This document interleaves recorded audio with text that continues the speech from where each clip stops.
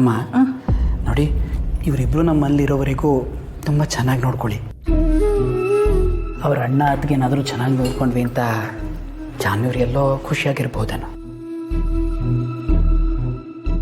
ಪಾಪ ಇವ್ರಿನ್ನೂ ಜಾನು ಅಕ್ಕನ್ನ ಎಷ್ಟೊಂದು ಪ್ರೀತಿ ಮಾಡ್ತವ್ರೆ.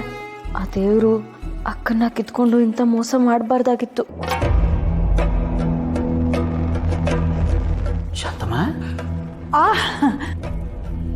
ಸರಿನಪ್ಪ, ನಾನು ಇವರಿಬ್ಬರನ್ನ ಚೆನ್ನಾಗಿ ನೋಡ್ಕೋತೀನಿ. ಅಲ್ಲ, ಇವನು ಅವ್ರ ಮುಂದೊಂಥರ ಇರ್ತಾನೆ, ನನ್ನ ಮುಂದೊಂಥರ ಮಾತಾಡ್ತಾನೆ. ಇದನ್ನೆಲ್ಲ ನೋಡಿದ್ರೆ ನನಗೆ ಭಯ ಆಗ್ತಿದೆ. ಈಗೇನು ಮಾಡಲಿ? ವೆಂಕಿಗೆ ಹೇಳಿದರೆ ಅವನಿಗೆ ನಾನು ಹೇಳೋದು ಅರ್ಥ ಆಗುತ್ತೋ ಇಲ್ವೋ? ಹೌದು, ಜಲ್ಬಿನ ಹೊರಗಡೆ ಕರ್ಕೊಂಡು ಹೋಗಿ ಮೊದಲು ಇಲ್ಲಿಂದ ಹೊರಟ್ಬಿಡಿ ಅಂತ ಇರೋ ವಿಷಯನೆಲ್ಲ ಹೇಳ್ಬಿಡ್ಬೇಕು.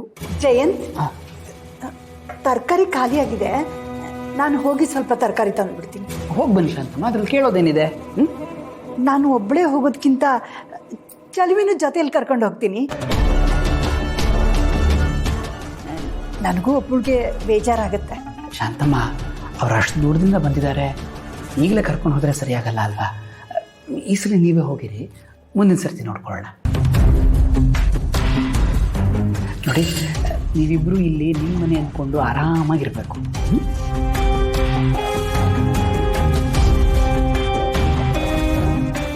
ಅವ್ರಿಗೇನಾದರೂ ಮಾಡಿಬಿಡ್ತಾನೆ ಅಂತ ನನಗೆ ಭಯ ಆಗ್ತಿದೆಯಲ್ಲ.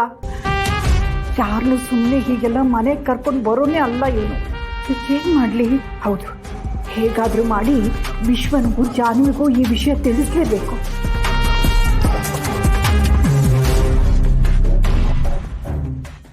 ಶಾಂತಮ್ಮ, ತರಕಾರಿ ತಗೊಂಡು ಬರ್ತೀನಿ. ಹೋಗಿ ಬನ್ನಿ.